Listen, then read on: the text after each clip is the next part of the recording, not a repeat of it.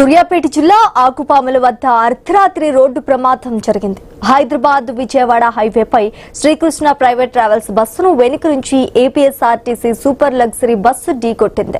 ప్రమాదంలో ముగ్గురు ప్రయాణికులకు స్వల్ప గాయాలు కాగా ఆసుపత్రికి తరలించారు. ప్రైవేట్ ట్రావెల్స్ బస్సు నర్సాపూర్ నుంచి హైదరాబాద్ వెళ్తుండగా ఆర్టీసీ బస్సు ఏలూరు నుంచి హైదరాబాద్ వెళ్తుండగా ప్రమాదం జరిగింది.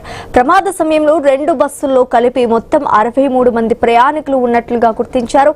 ఆర్టీసీ బస్సు క్యాబిన్ లో డ్రైవర్ ఇరుక్కుపోగా 2 గంటల పాటు శ్రమించి పోలీసులు ఫైర్ సిబ్బంది బయటకు తీశారు.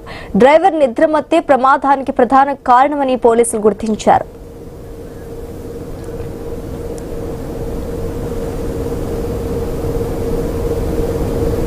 ఇక ఈ యాక్సిడెంట్ కి సంబంధించి పూర్తి డీటెయిల్స్ మా ప్రతినిధి తెలంగాణ బ్యూరో చీఫ్ కిరణ్ అందిస్తారు. కిరణ్,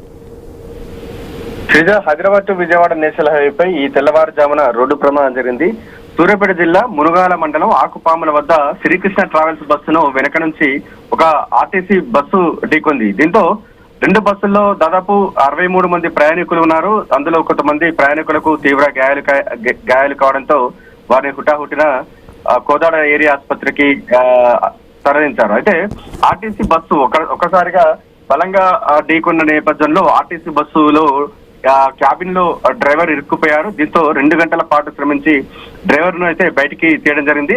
అతని పరిస్థితి విషమంగా ఉన్నటువంటి నేపథ్యంలో అతన్ని కూడా మెరుగైన చికిత్స కోసం హైదరాబాద్ ఆసుపత్రికి తరలించేటువంటి ప్రయత్నాలు అయితే చేస్తా ఉన్నారు. అయితే ఈ ప్రమాదానికి డ్రైవర్ ఆర్టీసీ బస్సు డ్రైవర్ నిద్రమత్తే కారణమని కూడా తెలుస్తా ఉంది. ఘటనపై కేసు నమోదు చేసుకుంటే పోలీసులు దర్యాప్తు చేస్తా ఉన్నారు. అయితే రెండు బస్సుల్లో దాదాపు 63 మంది ప్రయాణికులు ఉన్నారు. ఎవరు కూడా ప్రాణాపాయ స్థితిలో లేరని కూడా ఇప్పటికే వైద్యులు తెలిపారు.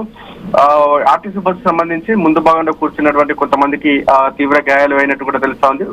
వారిని కూడా చికిత్స నిమిత్తం అయితే ఆసుపత్రికి తరలించారు. ప్రైవేట్ బస్సు సంబంధించి కూడా వెనుక భాగంలో కూర్చున్నటువంటి కొంతమందికి మాత్రం స్వల్ప గాయాలైనట్టు కూడా తెలుస్తా ఉంది. మొత్తానికైతే 63 మంది ప్రయాణికులు ఒక విధంగా చెప్పాలంటే సురక్షితంగా బయటపడ్డట్టు కూడా తెలుస్తా ఉంది.